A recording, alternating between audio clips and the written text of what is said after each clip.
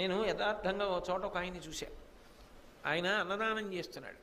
నేను ఎందుకో వెళ్ళి అక్కడికి వెడితే ఆయన అందరికీ వడ్డన చేసి చాలామంది తింటున్నారండి అన్నాను.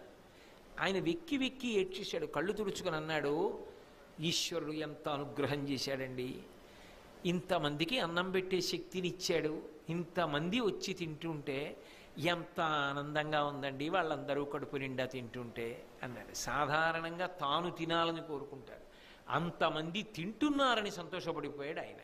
ఆ మనసు ఉండద్దు.